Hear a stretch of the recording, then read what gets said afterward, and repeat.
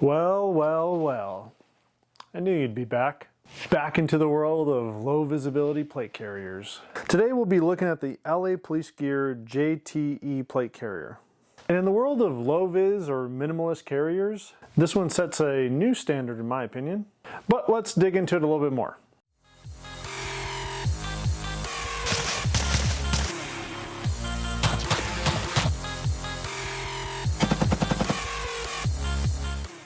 Now, this is a plate carrier I've seen a lot of sale ads for, and it has been a bit since we've seen an LAPG Gear product on the channel. Thinline Defense has been a fan of LAPG Gear for a while. For the OGs in the group, you guys may remember when we had the CEO of LAPG Gear on one of our live chats. I think it was so long ago, we don't even have that live chat on YouTube anymore. LAPG Gear is a company founded in 2001 by Los Angeles police officers. They hope to provide a one-stop shop for military, law enforcement, and even camping gear. Now, they make tons of great products that I love, especially their jeans, which are slowly replacing all the jeans I currently have. They've even ventured into baby and children's clothes. And my son really likes their cargo pants. Now, that doesn't mean that all their products are home runs. I personally didn't like their jumbo bailout bag or the Atlas cargo pants, but I own a lot of LAPG Gear products. And like everything else that I've shown from them on the channel, this is one that I bought. They did not send this to me. And I want to try to stay as unbiased as possible as we go through this review. But enough about them, let's get on to this review. And first, let's start off and show where our standings are currently. In first place, with its extreme customization and probably the best ecosystem for the end user, is the Defense Mechanisms MEPC. In second place, with its minimalist approach, solid construction, and color options, is the Audi Gear LVZ OVT. In third place, with its great price and awesome feature set, is the LAPG Gear Low Vis plate carrier. In fourth place, with premium build quality, is the T-Rex Arms AC1. In fifth place is the Grey Ghost Gear Minimalist Carrier. And then the rest of the carriers follow, so you can pause it if you like. They don't deserve to be spoken about. But with where we are in our rankings, can this LAPG Gear JTE plate carrier hang with those that we've mentioned so far? Well, let's find out. On the front plate bag, you have this whole MOLLE section. No Velcro though, so no fancy patches that you could put up here, which is kind of a bummer. You also see the vertical webbing, which allows you to add buckles so you can add in your favorite placard like the HRT Maximus Placard here. And you can see my love of woodland as you go through this. If you do decide to get one of these plate carriers, I highly recommend getting a placard just to help with expandability. You can check out Walsh's review somewhere up here on the HRT Maximus Placard. And note that we do have a discount code with HRT that goes, I think, for another month, which is, you guessed it, TLDCO. You see another difference on the plate bag compared to the LAPG Gear Low Vis carrier. No admin pouch. There's also no Velcro here, so no fancy pouches as I mentioned. Here at the top, we see some pretty long shoulder straps attached to the front plate bag, which makes adjustment later on pretty easy. On the back of the front plate bag, we see an entire section of mesh, and this just helps with moisture wicking and comfort. Now, inside the plate bag, we don't see any fancy plate adjustment. But at this price point, I wouldn't expect that. All right, let's take a look at the rear bag. And this looks identical to the low vis carrier that they make. You also see something that not every carrier has, which is a drag handle. Now, I see the pros and cons of having a drag handle. If you're buying this as a workout vest, obviously you wouldn't need a drag handle. It also seems like it wouldn't actually support a 200-pound guy getting dragged with this. It just seems like I could do without. But that's not that big of a deal for me. Back onto the rear plate bag, you see something else not a lot of other carriers have. And this is something that just seems smart to me. For those that have followed me through the series, you know that I love it when a company finds a way to secure the cummerbund to the rear plate bag. Now, this isn't as long as the Defense Mechanisms one, which doubles as a way to secure the plates in the bag, but it does allow the user to ensure that the cummerbund stays in one place. On the inside of the rear bag, you see the same mesh you saw with the front bag. Now, very comfortable so far, but a slight disclosure, it's not like I've worn this thing for hours and hours on end. Back up to the shoulder area, the shoulder strap here is a little shorter than the front, so your adjustment range is limited to this. Really though, you could range it to fit probably 80+% of the population. Here at the base of the shoulder straps, you see they are sewn down. so no stuffing extra cordage anywhere.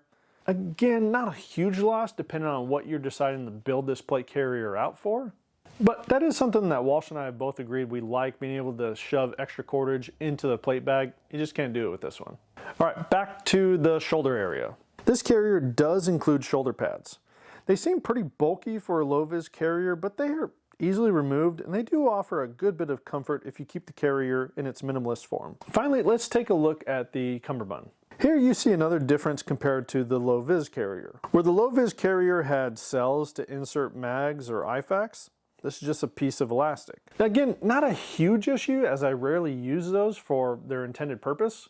And this is supposed to be a just the essential carrier. I will say, I think the comfort of this carrier is probably the best out of all the ones that we've reviewed to date. But let's see how it does in some of our tests, like concealability. Let's take a look at it under a jacket. Wolf coat hides everything. Although this is a medium, a large would probably hide it even more. All right, a realistic jacket for those that lack imagination. I see where the quasim buckles stand out a little. You take those off, and with a big enough jacket, no one will know that you have this thing on. Now, I am showing this under the jacket without the shoulder pads on, so just so you're aware. All right, let's look at the expandability. This is pretty similar with the LA Police Gear low-vis carrier I reviewed in the past. With the ease of swapping the cummerbund and the ease of attaching a placard, you can really build this out at a low price point. Any 4-inch or less cummerbund that has a Velcro tie-in can work here. Now, could you run one of those 5-inch Defense Mechanisms hybrid cummerbunds? Probably, but you wouldn't be able to close the flap, or the cummerbund would be hanging below the plate carrier. You'd also have an area of no Velcro connection in the front as well. I'd say just keep it at 4 inches or under and you'll be fine.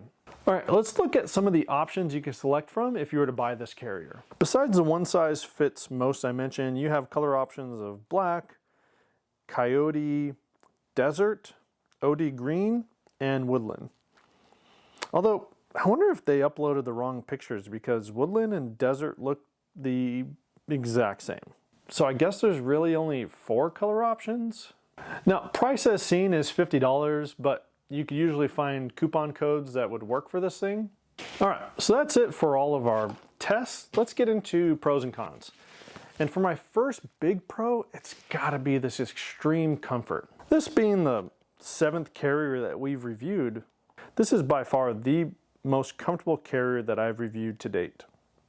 Even wearing this for a little bit without the shoulder pads, it wasn't that bad. The elastic cummerbund does a good job of keeping weight off your shoulders. For my next pro, price point. I thought the LA Police Gear low-vis carrier was an insane price point, but this at being sub $50 if you find it on sale, crazy good price.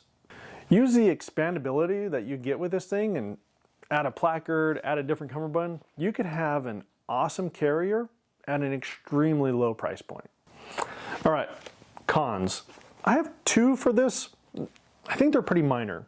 First, no Velcro up here.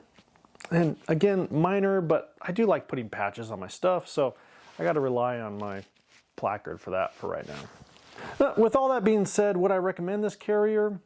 Yeah, absolutely. Maybe not as a live and die, go to war carrier, but if you want to outfit someone for a home defense setup, yeah, perfect and cheap.